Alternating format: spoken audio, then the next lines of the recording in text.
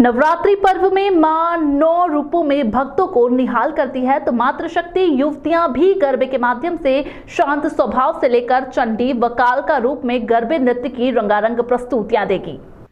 पूरे शहर में गरबा नृत्य का माहौल, गरबा पांडालों में उत्साह उमंग का माहौल और तैयारियां जोरों शोरों से की जा रही हैं। भक्ति रस में गरबे की प्रैक्टिस कर रही महिलाओं ने आज हाथों में तलवार और लाठी डंडे के माध्यम से मन को प्रसन्न करने के लिए अलग अलग गरबा व नृत्य करती हुई दिखाई दी। महिलाएं सशक्तिकरण के तहत आत्मनिर्भर बनने की राह पर अलग अलग प्रकार से युवतियों द्वारा तैयार किया गया गरबा व नृत्य की प्रस्तुतियां देने को तैयार है। उज्जैन की गरबा प्रस्तुतियां 9 दिवस तक अलग अलग रंगारंग सांस्कृतिक मां के भजनों पर गरबे करते हुए दिखाई देगी।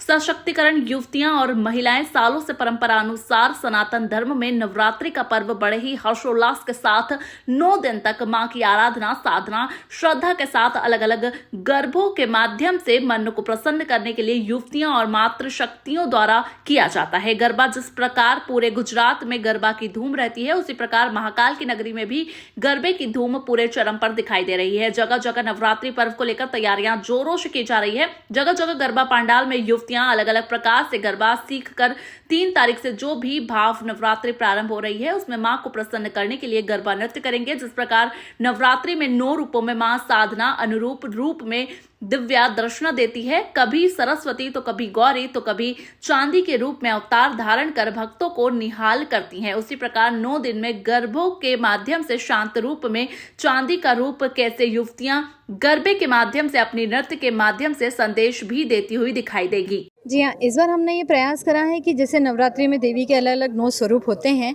तो वैसे ही हम 9 स्वरूप को प्रदर्शित करते हुए अलग अलग दिन 9 तरह के विभिन्न गरबों को करने वाले हैं।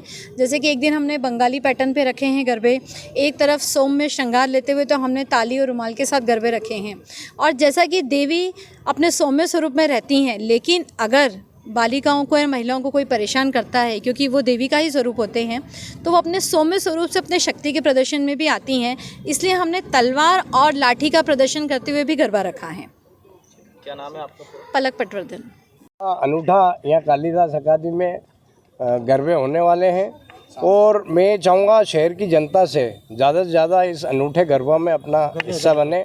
और ऐसा निवेदन है मेरा कि यहाँ पर असुविधा से बचने के लिए अपना आईडी कार्ड साथ में लाएं। किस तरह की प्रस्तुतियाँ होंगी यहाँ पर? 9 दिन तक किस तरह के परफॉर्मेंस? यहाँ अलग अलग वेशभूषा में और अपनी अपनी संस्कृति में अलग अलग कार्यक्रम होंगे और बड़ा अच्छा अनूठा गरबा होने वाला है। मैं सब आप लोगों की चैनल के माध्यम से अपील करूँगा कि सब लोग यहाँ उपस्थित हों तो बड़ा अच्छा। कितने सालों से आप गरबा करवाते आ रहे हैं यहाँ पर? और क्या यहाँ बरसों हो गए, साल तो ध्यान नहीं है, फिर भी 17 साल करीब इस गरबे के आयोजन को हो गए। किस तरीके का आईडी? आधार कार्ड लाएं तो असुविधा नहीं होगी और अच्छा रहेगा। आधार कार्ड और या आईडी लेकर आएँ तो ठीक रहेगा। जो आएंगे क्या उनको टीका भी लगाया जाएगा? तिलक का ऐसा नहीं हो, घर से लगा के आए, अच्छा लगेगा। अच्छा, अभी जो प्रस्तुति हुई है तलवार और लट्ठक से लेके लाठी से लेके, क्या संदेश जो है लड़कियाँ देना चाह रही है? हम ये चाहते हैं कि महिला सशक्तिकरण, और जिस हिसाब से हमारे मुख्यमंत्री माननीय यहाँ पर प्रोत्साहित कर रहे हैं, मैं चाहूँगा कि सारी यहाँ दुर्गा वाहिनी की बहनें भी हैं, वो मातृशक्ति और दुर्गा वाहिनी की बहनें सशक्त हों। मेरा ऐसा संदेश है।